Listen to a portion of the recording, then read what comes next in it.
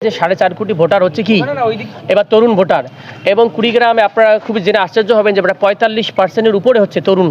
এই তরুণরা কখনো খারাপ এবং মন্দ কাজের সাথে তারা কখনো সাপোর্ট করবে না। তারা চায় তাদের একজন প্রতিনিধি, তাদের ভয়েস। এবং আমি মনে করি আমি তরুণদের একজন প্রতিনিধি এবং আমি তাদের ভাষাটাকে বুঝি, তাদের কষ্টটাকে বুঝি, তাদের বেকারত্বটাকে বুঝি, তাদের যে চাকরিহীনতাকে বুঝি, তাদের বাবার যে কষ্টটা সেটাও আমি বুঝি, যে তার বাপ কষ্ট করতেছেন, বিয়ে করতে পারতেছে না ছেলে মেয়ে, কারণটা আছে তার চাকরি নাই, কিছু নাই। এখন আসেন যে আমরা এই অঞ্চলে আমি যে জয়লাভ করলে কি করব, আমার কথা ভেরি ক্লিয়ার। কুড়িগ্রামকে একটা মঙ্গা এবং কম্বল এবং ত্রাণ খাওয়া জেলা থেকে একটা আত্মমর্যাদাশীল কর্মমুখর জেলা দেখতে চাই।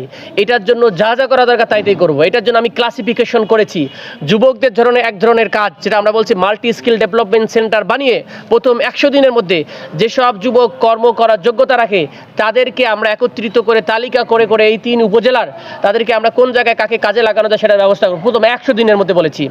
দ্বিতীয়ত আমরা জয়লাভ করি ইনশাআল্লাহ মাল্টি স্কিল ডেভেলপমেন্ট সেন্টার বানাবো যুবকদের জন্য এবং মহিলাদের জন্য। আমাদের 51% মহিলা হচ্ছে আমাদের এই সমাজে বসবাস করে, তাদের জন্য কুড়িগ্রামে কুড়ি শিল্প বানাবো, যে কোনো নারীরা কাজ করে খেতে পারে। এইটা হচ্ছে আমাদের টার্গেট।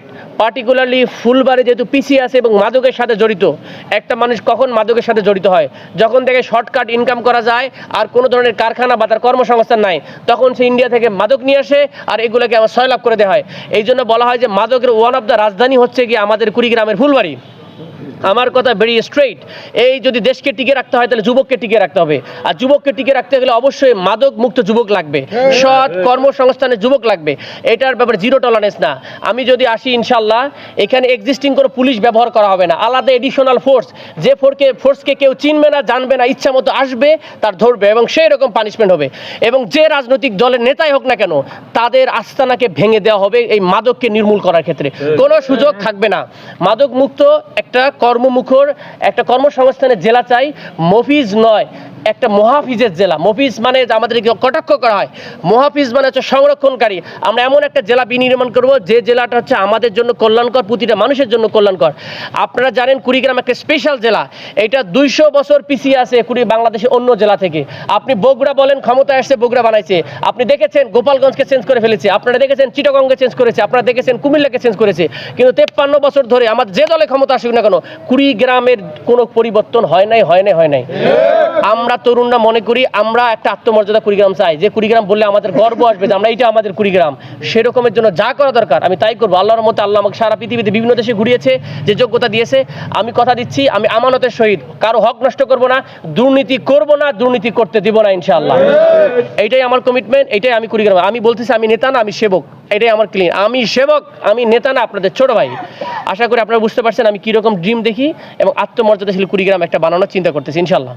আমি জনগণের কাছে যদি বলি যে ইসলামিক জোট সম্ভাব্য যারা কারণ মানুষ সব দেখেছে, তো সব দলকে দেখেছে, সুতরাং মানুষ এখন চাচ্ছে নতুনত্ব, যে দল আসলে ক্যাপাবল, সৎ, যোগ্য, দেশপ্রেমিক, বাংলাদেশের পক্ষের শক্তি, আজাদির পক্ষের শক্তি, এদেরকে মানুষ প্রচণ্ড রকমভাবে চাচ্ছে।